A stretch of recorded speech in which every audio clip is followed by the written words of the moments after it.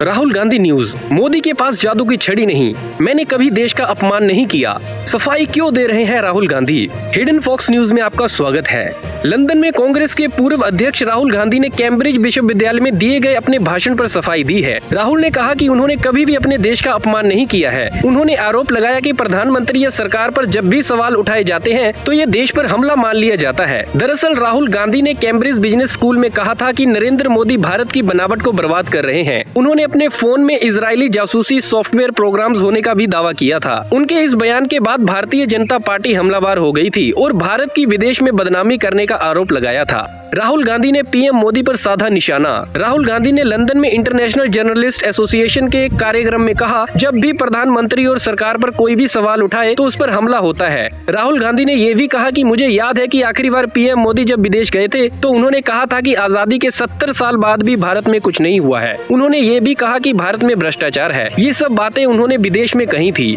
मैंने कभी देश का अपमान नहीं किया। कांग्रेस सांसद राहुल गांधी ने आगे ये भी कहा कि मैंने कभी भी अपने देश का अपमान नहीं किया और ऐसे कभी भी नहीं करूंगा। उन्होंने पीएम मोदी पर निशाना साधते हुए पूछा कि जब वो ये कहते हैं कि 70 साल में देश में कुछ नहीं हुआ तो क्या ये हर भारतीय का अपमान नहीं है। उन्होंने कहा कि मैं इस बात से सहमत नहीं हूँ कि नरेंद्र मोदी के पास जादू की छड़ी है। Narendra Modi style one man, इससे कोई समाधान नहीं निकलेगा। ऐसी कोशिशों के नतीजों को भी आपने देखा ही है। राहुल ने विपक्ष की एकता की अपील की। उन्होंने बीजेपी और आरएसएस को हारने के लिए सभी विपक्षी ताकतों को एक साथ आने की अपील की। राहुल ने कहा कि बड़े देशों में समस्याओं का समाधान लोगों के साथ काम करके मिलता है। सिर्फ एक आदमी समस्याओं को हल कर देगा, ये बिल्कुल भी कारगर नहीं है। उन्होंने कहा कि बीजेपी और आरएसएस को हराना है तो सभी विपक्षी दलों और शक्तियों को एक मंच पर आना होगा। Bureau report, Hidden Fox news.